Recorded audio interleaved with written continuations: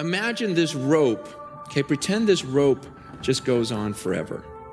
Now imagine that this rope is a timeline of your existence. You just exist forever. You see this red part? This would represent your time on earth. You've got a few short years here on earth, and then you've got all of eternity somewhere else. And what blows me away is some of you, all you think about is this red part. It's all you think about. You're consumed with this. You go, oh man, I can't wait till here. You know, I'm going to work hard. I'm going to save so I can really enjoy this part right here.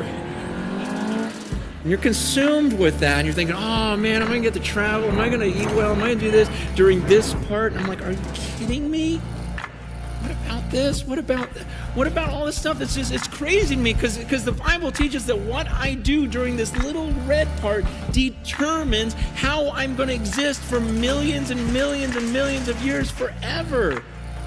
And so why would I spend this little red part trying to make myself as comfortable as possible, enjoying myself as much as I can?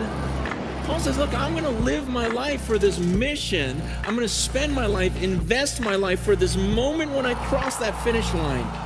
See, I'm going to forget about all this stuff I could enjoy, and I'm not going to look around. I'm going to be like a runner, just looking at that moment when I face God, because when I face Him, then I don't get this chance over again. We get one chance at this life on earth, and it can end at any second for any of us. We've got one chance at this, and then comes eternity. And see, people look at some of my decisions and go, oh, you're so stupid because that's going to really affect this. I go, no, you're stupid because it's going to affect all of this. Man, I'm serious. I look at the way people live and I go, wow, that is so crazy. You are so crazy. You're going to do that right now, just to enjoy right now, not even knowing if you have tomorrow, and you think that's smart and that I'm dumb.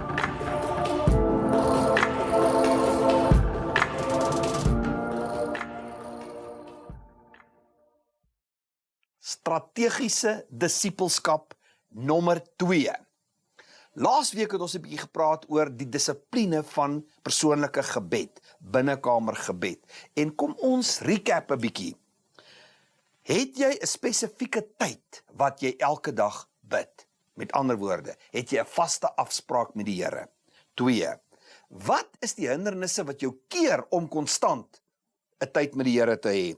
En 3. Wat kan jy hierdie week wat kom doen om die struikelblokke te oorkom? Praat 'n bietjie met mekaar daaroor, gesels 'n bietjie met mekaar, deel 'n bietjie gedagtes uit en kyk hoe kan ons mekaar help, want die eerste belangrikste dissipline is kommunikasie met die Here. Dis kritiek belangrik dat jy die Here se stem sal hoor. Nou, vandag praat ons oor die tweede dissipline. Waarvoor lewe jy regtig? Wat dryf jou regtig? Wat laat jou in die môre opstaan en uitsien na die dag? En ons gaan 'n bietjie lees in Filippense 1. Ons gaan vir rukkie stil staan by die boek van Filippense. En as ons so lees Filippense 1, daai is nie baie lank nie, lees die verse, dan praat ons oor die volgende goed. Wat uit daai hoofstuk laat vir jou verstaan, wat het Paulus gedryf? Wat het gemaak dat hy opstaan en aangaan no matter what?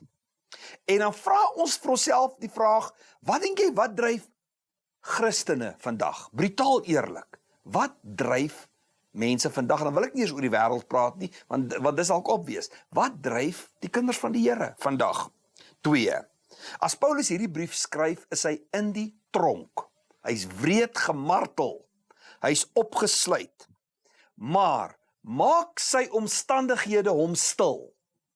Sit hy en bejammer homself oor waar hy is en wat met hom gebeur het? Hoe vergelyk dit met ons?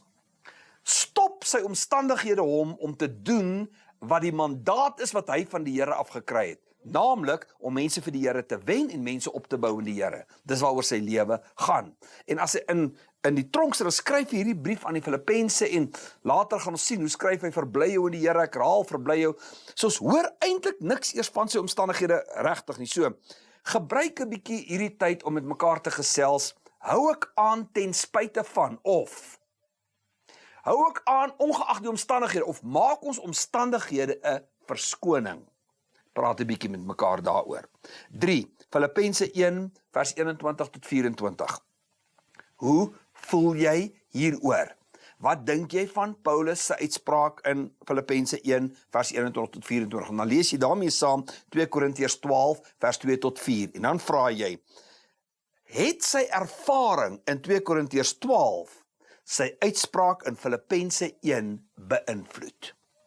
En dan vra ons vir onsself die vraag, as ons weet wat vir ons in die hemel wag, omdat ons dit gesien het, sal ons nog so hard jaag na betekenislose goed. So, aksie, volgende 3 punte is aksie vir hierdie week. Waarvoor lewe jy regtig? Kyk 'n bietjie, vat 'n bietjie bestekopname, voorraadopname van jou lewe. Waarvoor lewe jy regtig? Brutaal eerlik. 2. Hoekom moet ons versoen en in eenheid met mekaar lewe? Het dit te make met ons getuienis na buite?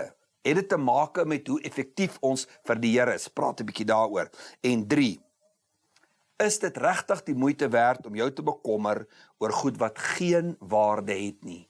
En moet ons nie eerder fokus op die ewigheid nie? Gesels 'n bietjie met mekaar daaroor en dan sal ek nogal graag terugvoer van julle af wil kry. Veral as jy WhatsApp doen, gee 'n bietjie terugvoer vir ons. Vertel my, wat beleef jy en hoe gaan dit in jou groep?